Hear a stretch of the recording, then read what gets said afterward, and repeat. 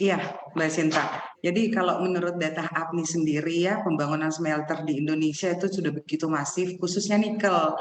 Saya tidak tahu mineral yang lain, tapi kalau khususnya nikel, saat ini kita lagi berada di Provinsi Sulawesi Tenggara, saya tepatnya di Kendari bersama Pak Muhammad Toha. Kita habis kemarin heboh-heboh dengan seluruh ahli pertambangan di Indonesia dalam rangka menuju hilirisasi nikel juga pertemuan kita kemarin. Kenapa? Karena menurut data APNI sebenarnya untuk smelter nikel sendiri yang saat ini sudah berproduksi sekitar 43 ya Mbak Sinta ya untuk nikel. Kemudian yang akan membangun totalnya itu sampai sekitar 136 pabrik olahan nikel. Nah, kalau dari kami sendiri penambang akan khawatir akan demand. Ya tentu mau nggak mau kan peningkatan demand untuk kebutuhan raw material biji nikel. Nah, bagaimana kita menyikapi kebutuhan biji nikel ini? Jangan sampai seperti yang digadang-gadangkan, jangan sampai nanti ujung-ujungnya kita impor nikel nih, karena kebanyakan industri hilirisasi nikel. Nah, kita juga tahu bahwa pemerintah juga kita udah minta kalau bisa stoplah moratorium, segera undang investasi untuk membangun hilirisasi produk jadi. Bukan second class, bukan nikel kelas 2, tapi seperti stainless steel, seperti baterai, bagus kalau sampai EV ya di sini ya. Ya kita juga bangga ada produk Indonesia, made in Indonesia. Nah, dalam hal ini nikel sendiri cukup sangat amat berhasil program pemerintah peningkatan value added untuk hilirisasi mineral nikel. Karena efek domino juga banyak loh Mbak Sinta ya, baik untuk tenaga kerja, kemudian provinsi di mana pabrik-pabrik itu berdiri juga cukup naik ekonominya karena penyerapan tenaga kerjanya, kemudian penyerapan ekonomi mikronya. Di sini hotel-hotel juga luar biasa penuhnya, kemudian industri-industri pendukungnya juga cukup meningkat. Cuma yang kami khawatirkan, jangan sampai industri hilirisasi ini, khususnya untuk nikel, tidak begitu berdampak positif ya terkait untuk di daerahnya. Karena kenapa? Karena kan bagaimanapun juga industri hilirisasi ini masih dikuasai asing. Ya, selalu kita ulang-ulang bagaimana pemerintah juga bisa menggandeng UMKM lokal, Mbak Sinta, sehingga masyarakat di sekitar wilayah tambang atau wilayah industri hilirisasi bisa menikmatilah hasil dari program hilirisasi nikel ini. Asal jangan sampai juga penambang juga di mana tidak begitu menikmati ya, karena masih banyaklah kekisruhan di antara penambang dan smelter. Gitu Mbak Sinta. Baik, terima kasih Bu Medi. Sekarang kita ke Pak Toha. Pak Toha, tanggapannya Pak Toha terkait dengan hilirisasi ini, Pak. Apakah memang sebetulnya hilirisasi ini terbilang sukses, Pak Toha? Baik, kalau mengacu kepada data, apa yang disampaikan oleh Ibu Medi itu kurang lebih sama seperti juga data yang kami miliki di Perhapi. Poinnya adalah di tahun 2018 yang lalu, ketika devisa yang kita dapatkan dari penjualan nikel sebesar 3,3 miliar, itu dikontribut oleh penjualan 3 produk utama. Satu, nikel pig iron sebesar 323.000 ton, kemudian ferronikel sebesar 573.000 ton, dan nikel mate dengan volume sekitar 75.000 ton.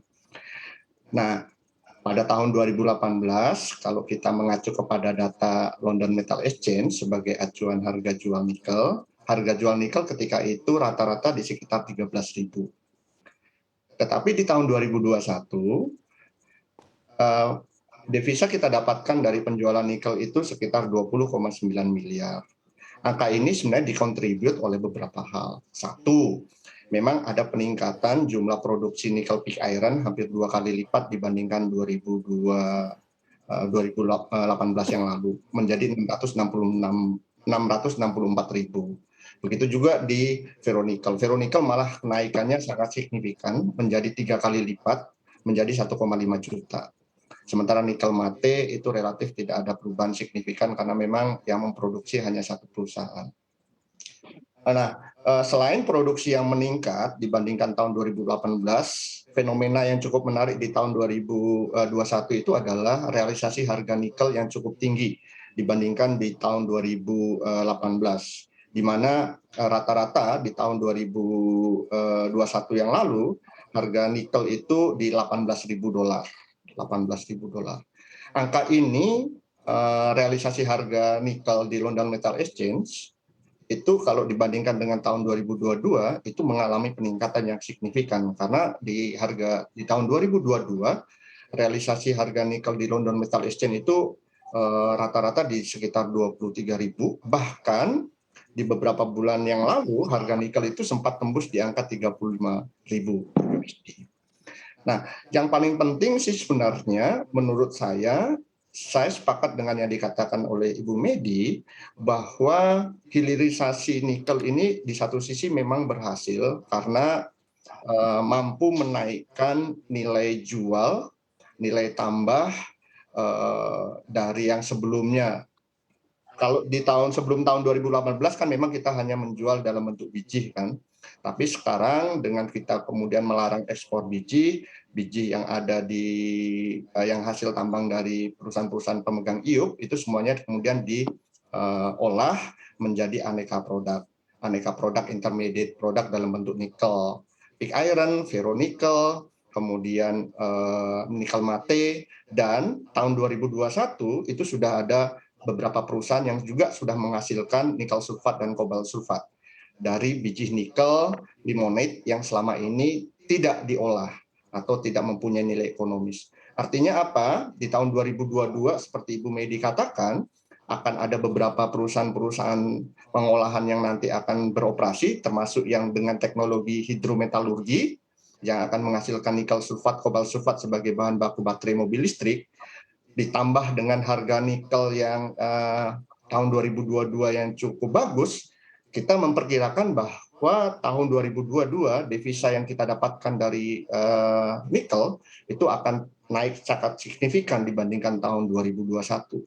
Nah, artinya apa? Artinya kita sepakat semua bahwa apa yang kita inginkan dengan peningkatan nilai tambah, dengan melakukan kegiatan hilirisasi, itu setidaknya sudah bisa terlihat wujudnya secara nyata dengan angka yang tadi kita sebutkan. Kira-kira seperti itu, Mbak Sinta. Baik, terima kasih Pak Toha. Sekarang kita ke Pak Imam. Pak Imam, tadi disampaikan oleh Bu Medi dan juga Pak Toha begitu ya, bahwa memang hilirisasi ini boleh terbilang sukses begitu jika kita bandingkan angkanya di tahun 2017 dan dibandingkan kembali ke tahun 2021. Pandangan Pak Imam terkait hal ini, Pak? Ya, terima kasih. Selamat sore. Saya ingin sampaikan bahwa hasil realisasi investasi triwulan ketiga yang disampaikan oleh Pak Menteri terlihat bahwa sekarang sektor industri ini sekarang menjadi nomor 1 dan diikuti oleh sektor-sektor pendukung industri.